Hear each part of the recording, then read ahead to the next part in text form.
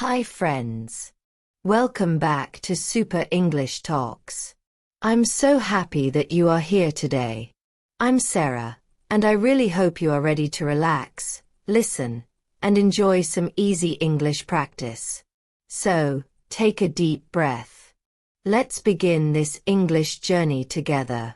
Today's practice is very special. It's called Full Guideline: How to Learn English. This is not just another listening video. It's a full, step-by-step story about learning English, and also about believing in yourself. Many people ask me, Sarah, how can I learn English faster? How can I understand native speakers? And I always say, there is no magic. There is only practice. Calm, regular, happy practice. In this video, we will talk about how to learn English in a smart, natural way. You will hear stories, ideas, examples, and friendly explanations that will help you understand not just words, but how English really works. So, sit back, relax, maybe take your cup of tea or coffee, and let's begin our long, beautiful English story together.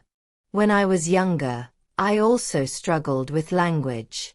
I remember sitting at my desk, listening to foreign words, and thinking, how do people understand this so fast?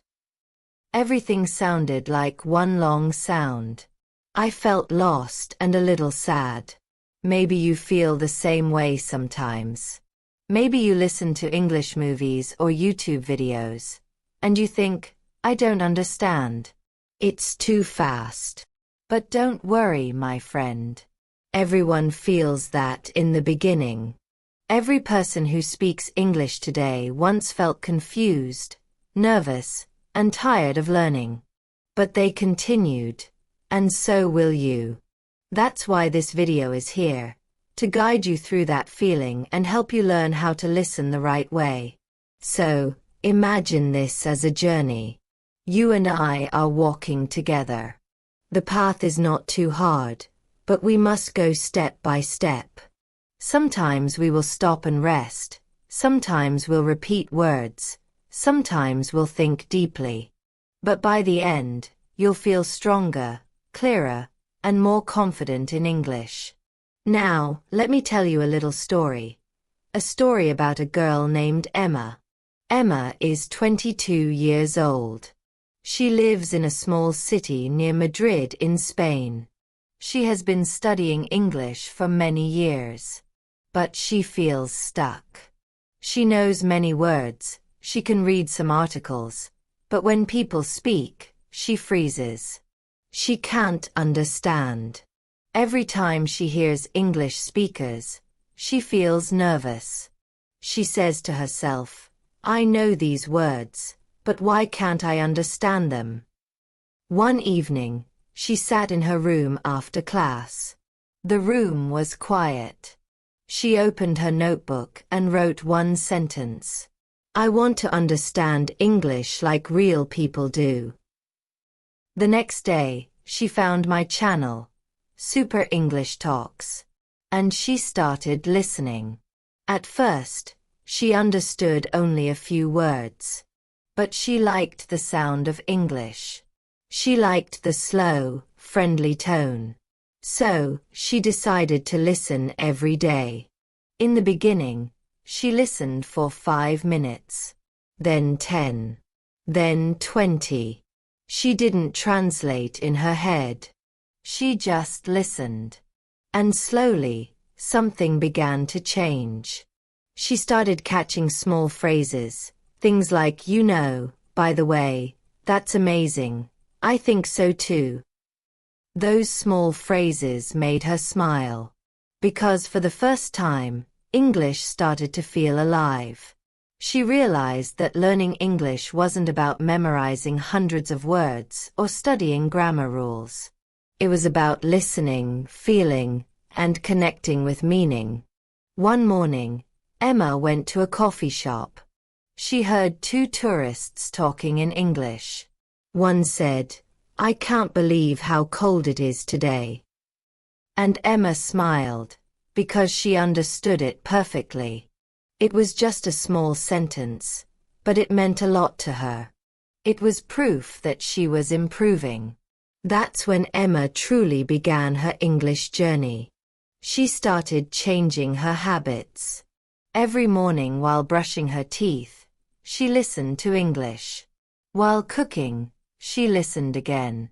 Before bed, she listened to short stories in English. She didn't worry about understanding everything. She focused on the sound.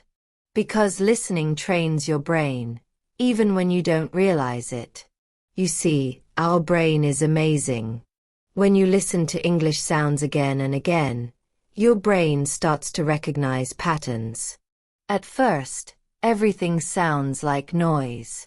But after some time, it becomes language. Just like when a baby learns to talk. A baby doesn't read grammar books. They just listen, for months and months, until one day, words come naturally. That's how real language learning happens. So, Emma followed this natural way. But sometimes she felt tired. Some days she wanted to give up. She would say, "Sarah, I've been listening for weeks, but still, I make mistakes." And I told her, "Emma, mistakes mean you're learning. Every mistake is proof that you're trying. And trying means you're growing." That made her feel better. She smiled and said, "Okay, I'll keep going." And that's what I want to tell you today too. You might not see big results after 1 week. But after 1 month, 2 months, 3 months, you'll notice that something has changed. You'll start understanding people faster.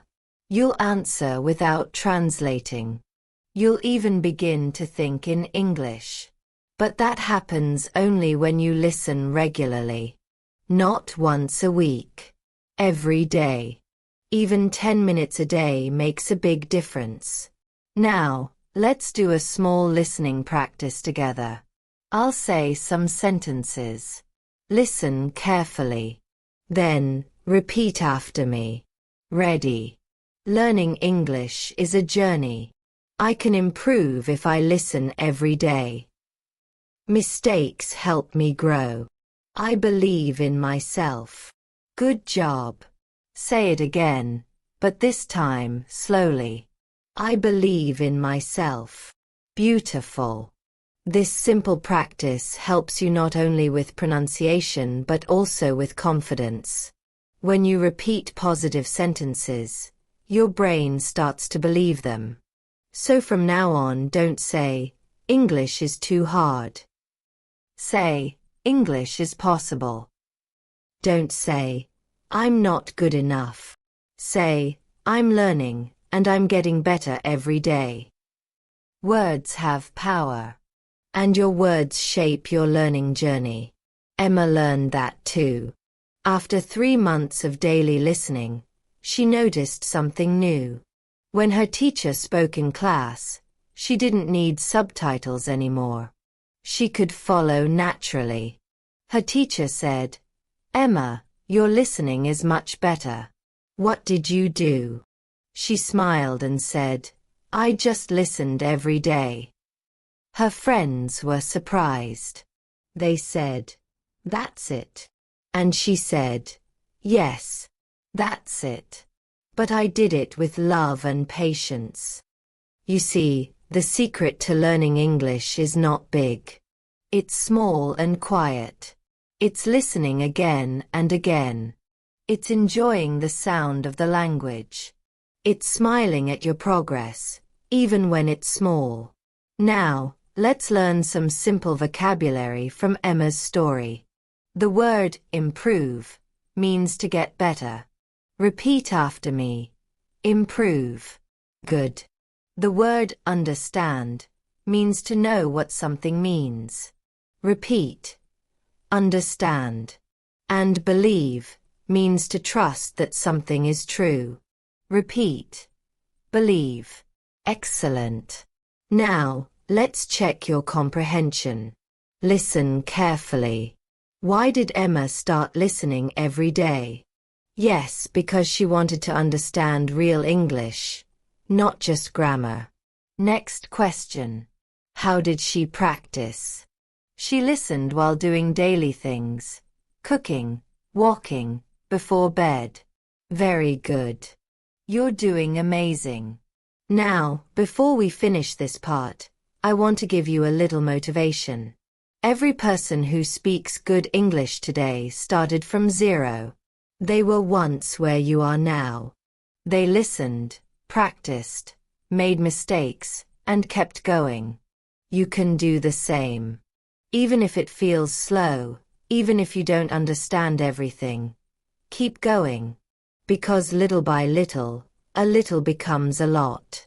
Remember this sentence. Say it with me. Little by little, a little becomes a lot. Beautiful. Every small action you take builds your English mountain. Every word you hear builds your future confidence. So, from today, I want you to make one small promise. I will listen to English every day. That's all. No pressure. No stress. Just listen. And I promise one day, you'll wake up and realize, English feels natural. So now, my friend, take a small break. Drink some water. Stretch your shoulders. You've done great so far. After listening for a few months, Emma felt different. She didn't know how to describe it, but something in her brain had changed. She could catch the rhythm of English. She could hear where one word ended and the next began. She even started dreaming in English. Just a little. One morning, Emma woke up and looked at herself in the mirror. She smiled and said, "Maybe today I will try speaking." It was a big day for her. She had listened for a long time, but she had never spoken much. She was afraid of making mistakes. She was afraid people would laugh or not understand her. But that day she felt brave. She made herself a cup of coffee and opened her laptop. She found an English-speaking group online. It was free, friendly, and open to learners from many countries. She clicked Join Meeting. When the video opened, she saw people smiling from all around the world. From India, Japan, Brazil, Turkey, and France. And the host said, "Welcome everyone. Let's start by introducing ourselves." Emma's heart started to beat fast. Her hands were shaking. She whispered to herself, "I can do this. I can do this." When it was her turn, she smiled nervously and said, "Hello. My name is Emma. I'm from Spain. I like English and I want to speak better." Her voice was soft, but clear. And then something amazing happened. The people in the group smiled and said, "Nice to meet you, Emma." In that moment, she felt something she had never felt before. Connection. She realized that English was not just a subject in school. It was a bridge between hearts. After the meeting, she felt proud. She said to herself, "I spoke. I really spoke in English. It wasn't perfect, but it was real." And that was enough. That night, Emma couldn't sleep. Her mind was full of new ideas, new dreams. She wanted to travel. She wanted to make friends. She wanted to understand the world in English. The next day, she listened even more carefully. She noticed how people used small expressions, things like, "you know," "I mean," "actually," "by the way." She started writing them down in her notebook. And every evening, she practiced saying them aloud. She said softly, "You know, I really like this. I mean, it's kind of interesting." Actually, I don't think so. By the way, what do you think? She spoke slowly, repeating the rhythm of each phrase. That's how she started to sound more natural. Not because she learned new words, but because she learned how people really speak. Many English learners make a big mistake. They try to speak fast before they learn to listen deeply. But listening is the foundation. When you listen more, your speaking becomes smoother, clearer, and more natural, automatically. Think about music. When you listen to a song many times, you start singing along without even trying. You know the beat, the tone, the pauses. The same happens with English. So if you want to speak better, start by listening better. Now let's do a short listening exercise together. Listen carefully to my sentences, then repeat them after me, slowly and clearly. I am not afraid of mistakes. Good. Every time I speak, I learn something new. Excellent. I listen carefully, and I understand more each day. Beautiful. Let's do it again, but this time, with more feeling. I am not afraid of mistakes. Yes, that's better. You sound confident already. You see, confidence grows one word at a time. Emma learned this lesson too. A few weeks later, she joined the same speaking group again. But this time, she was not nervous. She was excited. She wanted to talk more. The host said, "Today we'll discuss our favorite books. Who wants to start?" And before she could think, Emma raised her hand. "I can start," she said. Everyone smiled and waited. She said, "My favorite book is The Little Prince. It's a story about love and friendship. I like it because it teaches us to see with our heart, not only with our eyes." The group was quiet for a second. Then they clapped and said, "That's beautiful, Emma." She smiled with tears in her eyes. She had done it. She had spoken in English, with feeling. That night, she sent me a message. She wrote, "Sarah, today I spoke from my heart. English is no longer a subject for me. It's a part of me." And I replied, "That's how you know you're growing, when English becomes not just a language, but your voice." Let's pause here and think about that. Many learners study English for years, but they never feel connected to it. They memorize, they repeat, they take exams, but they don't feel it. If you want to truly learn English, you must feel it inside. Listen not only with your ears, but with your heart. When you hear the word beautiful, imagine something truly beautiful. When you hear sad, remember a sad moment. When you hear hope, feel that light inside you. This is what makes English alive. Now, let's talk about 3 important tips that helped Emma improve her listening and speaking together. Tip 1. Listen with purpose. Don't just play English sounds in the background. Choose something you love, a story, a song, or a short talk, and focus for 10 minutes. Ask yourself, what do I feel? What do I understand? Tip 2. Listen many times to the same thing. Repetition is your best friend. When you hear the same story 3 or 4 times, your brain starts to relax. You begin to understand the details and rhythm. Tip 3. Shadow the speaker.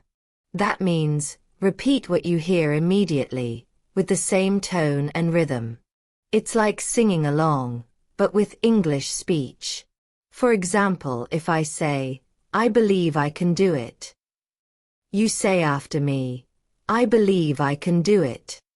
Let's try it. Ready? I believe I can do it. Good.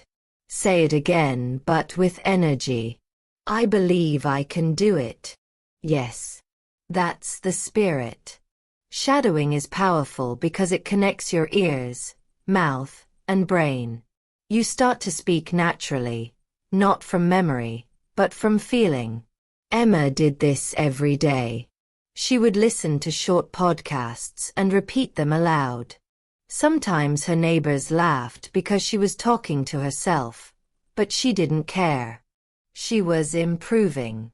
She said, "If I can't find English speakers around me, I will become my own speaking partner." That's a great attitude. And maybe you can do that too.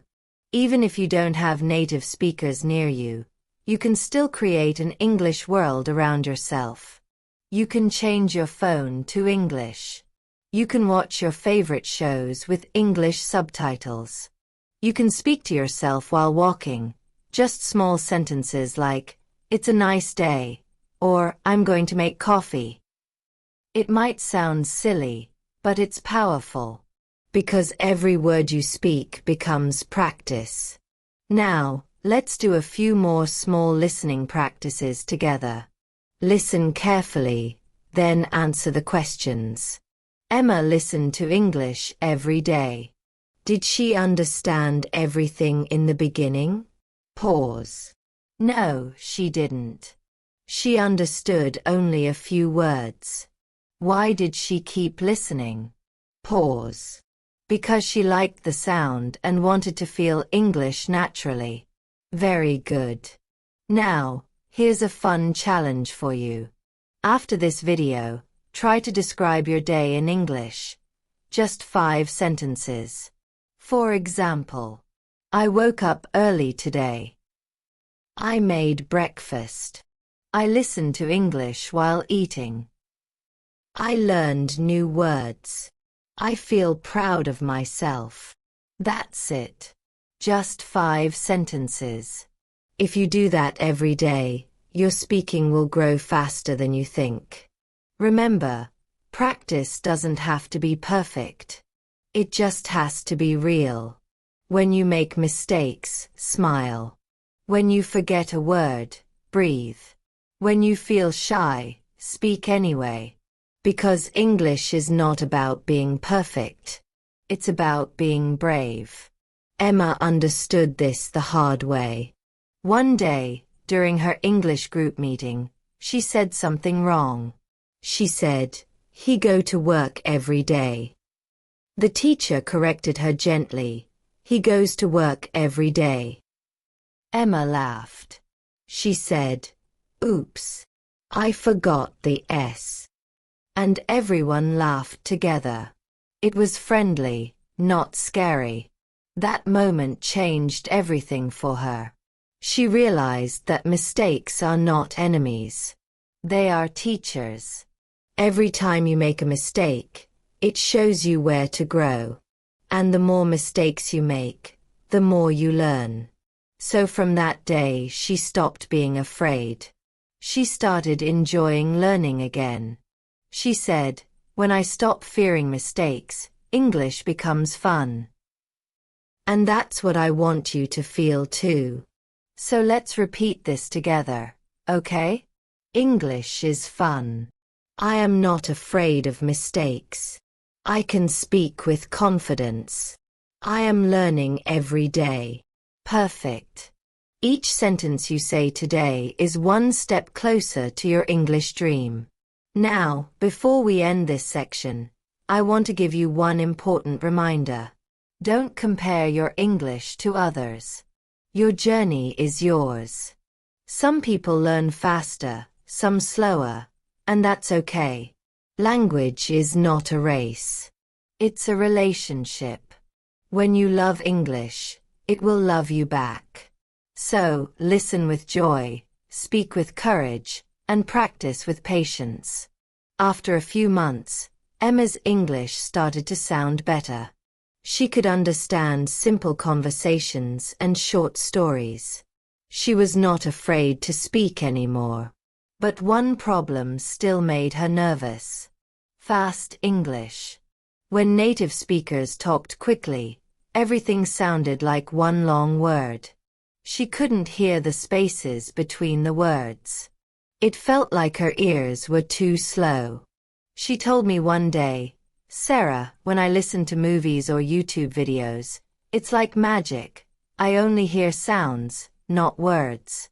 How can they speak so fast?" I smiled and said, "Emma, that's not magic. That's connected speech. Let's talk about what that means." When native speakers talk, they don't pronounce each word clearly like in a textbook. They connect words together. For example, instead of saying, "I want to eat it," they say, "I wanna eat it." Instead of "What do you want?" they say, "What do you want?" And instead of "going to," they say, "gonna." These are small changes, but they make a big difference in listening. So, Emma's next goal was to train her ears to understand fast, real English. And that became her new challenge. Every evening, she watched short English videos. Not too long, just 2 or 3 minutes. At first, she watched with subtitles. Then, she turned them off. She listened carefully. She paused often. She repeated what she heard. She whispered to herself. "Okay," he said, "I'm gonna call you later." Gonna, that means going to. She wrote down new connected phrases in her notebook. I'm gonna. I am going to. I wanna. I want to. Gimme. Give me. Lemme. Let me. Kinda. Kind of. She practiced each one slowly and clearly. She said, "I'm gonna learn. I wanna rest. Gimme a second. Lemme check. It's kinda cold." She practiced them every morning while brushing her teeth. She laughed and said, "Now I even think in connected English." That's how real learning happens. Little by little, every day. Now, let's do a small listening practice with connected speech. I'll say a few sentences naturally. Try to repeat them after me. Ready? I'm gonna go now. Good. Do you wanna come with me? Nice. Gimme a minute. Perfect. It's kind of funny, isn't it? Excellent. When you practice like this, your ears become faster. You begin to recognize patterns. And soon, you'll understand native speakers more easily. Emma discovered something interesting too. She noticed that listening wasn't just about hearing words, it was about feeling rhythm. English has a special kind of music. Some words are strong, some are soft. Some go up, some go down. That's why English sounds like a wave, always moving. For example, listen to this short sentence. I didn't say you stole my book. It looks simple, right? But it can have many meanings, depending on which word you stress. If I say, I didn't say you stole my book, it means someone else said it, not me. If I say, I didn't say you stole my book, it means I didn't say that. If I say, I didn't say you stole my book, it means maybe someone else did. See? The same words, different feelings. So, rhythm and stress change meaning. Emma practiced this too. She listened carefully and repeated the stress pattern. She would say slowly, I didn't say you stole my book. She learned to hear the music of English. If you want to understand fast English, you must listen for rhythm, not just words. Because your brain can catch patterns faster than individual sounds. Think about when you hear your favorite song. Even if you don't know every word, you can still hum along, because you feel the beat. English listening works the same way. Now let's try a small rhythm exercise together. I'll read a few sentences. You listen and repeat after me, with rhythm. I can do it. Good. I really want to learn. Nice and smooth. It's not that hard. Perfect. I'm getting better every day. Wonderful. Now, let's make it faster. Ready? I can do it. I really want to learn. It's not that hard. I'm getting better every day. Excellent. See. You're catching the rhythm already. Emma did this every single day. Short practice, 10 minutes only. And slowly, her ears began to change. One day, she watched a movie and realized she could understand full sentences without reading the subtitles. She was so happy she jumped up and shouted, "I got it! I understood it!" It was a small victory, but it meant a lot. Learning English is not one big step. It's thousands of small steps. Every word, every sound, every moment counts. Now, let's learn some useful vocabulary and expressions that Emma heard often when listening to real English. Repeat after me slowly. No worries. It means, it's okay, or don't worry. Take your time. It means, don't hurry. Hang on. It means, wait a second. You know what I mean. It means, do you understand what I'm saying? That's cool.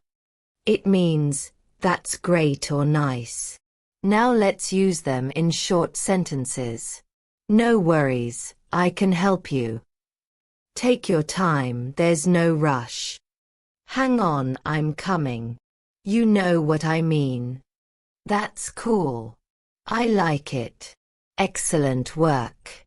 Emma loved learning these real-life expressions because they made her sound natural and confident. And she used them whenever she could. She told me, when I say these expressions, I feel like I'm part of the English world, not outside of it. And she was right. You see, when you start using natural phrases, English stops feeling like a foreign language. It starts feeling like a friend. But Emma also faced some hard days. There were times when she listened to something and understood nothing. She felt lost, tired, and discouraged. One day she even said, "Maybe I'm not good at this. Maybe English is too hard for me." I listened quietly and said, "Emma, do you remember when you first learned to ride a bicycle?" She laughed and said, "Yes, I fell many times." "Exactly," I said. "You didn't stop then. You stood up again." Learning English is the same. You may fall, but every time you get up, you're stronger. She smiled. "So my mistakes are like falling off a bike?" "Yes," I said, "and your progress is every time you get back on." That day, she listened again. Slower, calmer, with patience. And you know what? She understood a little more than before. That's how progress works. Small, invisible, but real. If you're listening right now and you sometimes feel like giving up, remember Emma's story. You are not alone. Every learner feels lost sometimes. But the difference between those who succeed and those who stop is simple. The ones who succeed keep going. Let's say this together. I keep going. Good. I am patient with myself. Excellent. I learn from every mistake. Wonderful. Emma wrote these 3 sentences on her wall. She looked at them every morning. They reminded her why she started. Now, let's do a small comprehension check, just for fun. Question 1. What is connected speech? Pause. Yes, it's when English speakers join words together, like, I'm gonna, or would ya. Question 2. Why is rhythm important in English? Pause. Because rhythm helps you understand the music of English, even when people speak fast. Question 3. What did Emma do when she felt like giving up? Pause.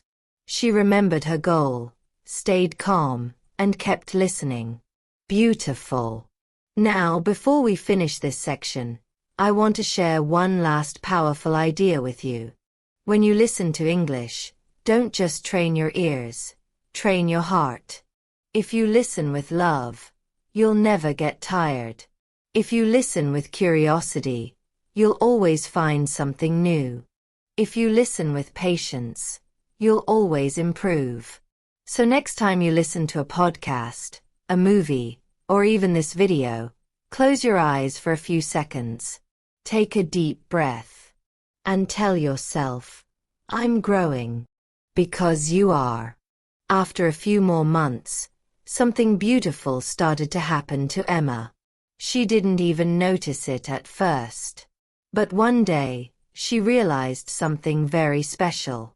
She woke up in the morning, looked at her phone, and thought, what time is it? But this time, she didn't think it in her native language. She thought it in English. It felt strange and wonderful. She smiled and said to herself, wait, did I just think in English? That was a big moment for her.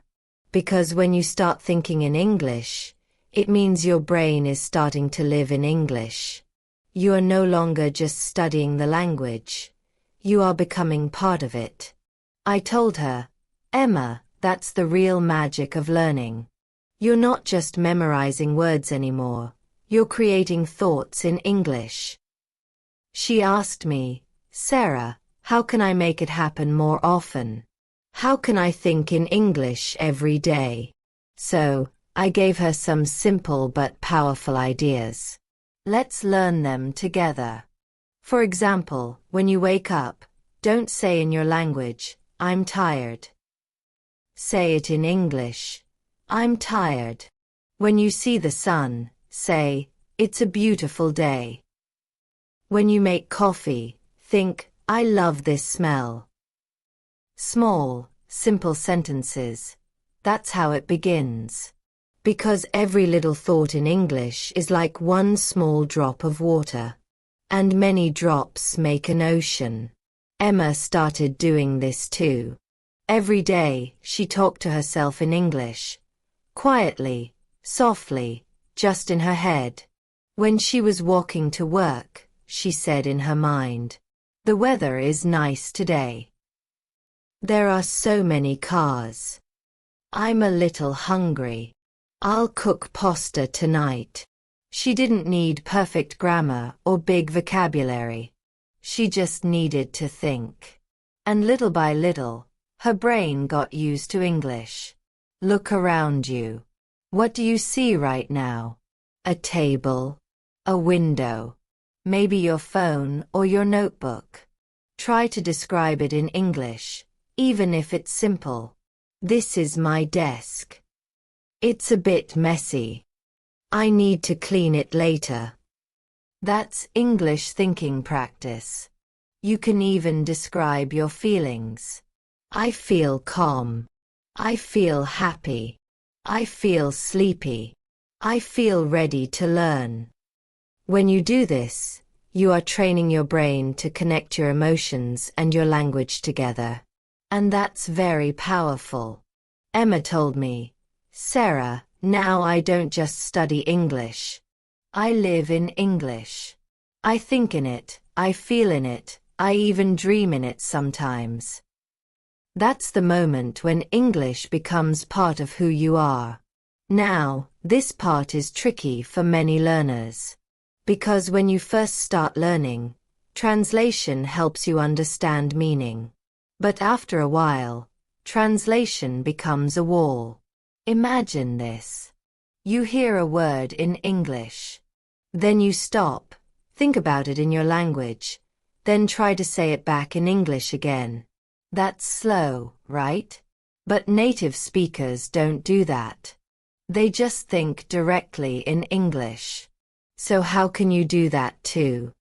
Here's a simple trick. When you learn a new word, don't connect it to your language. Connect it to an image, a sound, or a feeling. Instead, imagine a red apple. Feel its smooth skin. Smell its sweet scent.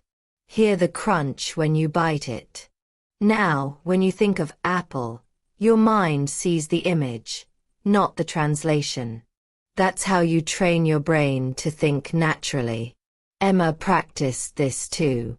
When she learned the word rain, she didn't think about the translation. She imagined drops on her window. She imagined the smell of wet grass. She imagined the sound, tap, tap, tap. She said, "Sarah, now when I hear the word rain, I feel it, not translate it."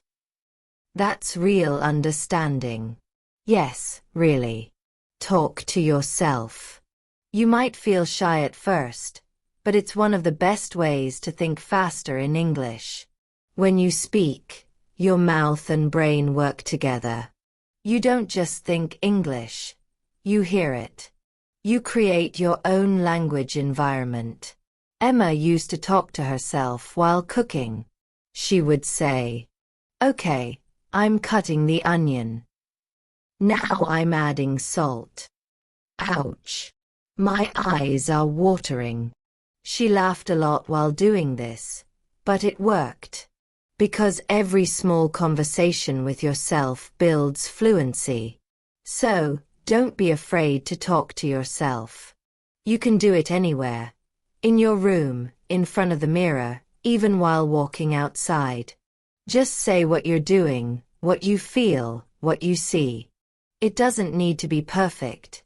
It just needs to be real. The fifth step is to think in English stories. This is a fun one.